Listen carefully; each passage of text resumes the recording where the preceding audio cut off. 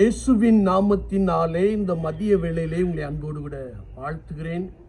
குயவனே, இந்த நிகழ்வின் அடிப்படையிலே ஜெபத்தின் மேன்மையை குறித்து நாம் தியானித்துக் கொண்டே இருக்கிறோம். இன்றைக்கும் சங்கீதம் 55:1 நாம் வாசிக்கின்ற போது, தேவனே என் ஜெபத்தை கேட்டருளும், எனக்கு செவி கொடுத்து உத்தரவு அருளி செய்யும் என்று சங்கீதக்காரன் ஆண்டவரை நோக்கி விண்ணப்பம் பண்ணுகிற ஒரு காட்சியை நாம் இங்கே பார்க்க முடியும்.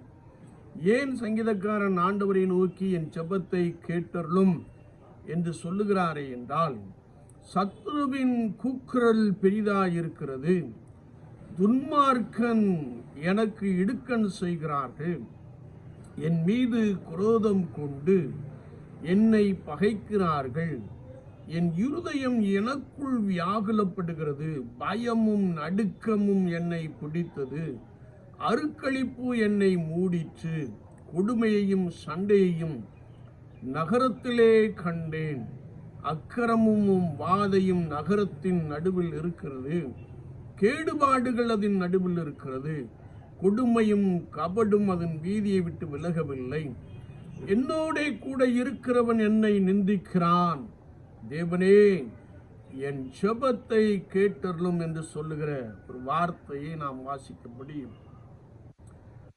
இடுக்கண்கள், பொல்லாப்புக்கள், சத்துருக்களினால் உண்டான சோதனைகள், நம் கூடவே இருக்கிறவர்கள் நமக்கு கொடுக்கின்ற நெருக்கடிகள், இவை எல்லாவற்றையும் பார்த்த சங்கீதக்காரன் ஆண்டவரை நோக்கி, தேவனே என் ஜெபத்தை கேட்டருளும், எனக்கு செவி கொடுத்து உத்தரவு அருளி செய்யும் என்று சொல்லி ஆண்டவரை நோக்கி கதறுகிற ஒரு காட்சியை நாம் பார்க்க முடியும். என்னை கேட்டுக்கொண்டு இருக்கிற என் அன்பு சகோதரனே, சகோதரியே, நீ வாசம் பண்ணுகிற கிராமத்திலே, நீ வாசம் பண்ணுகிற பட்டணத்திலே கொடுமை, அக்கிரமம் என்னும் துன்மார்க்கம், அருக்களிப்பு நிறைவாய் காணப்படலாம்.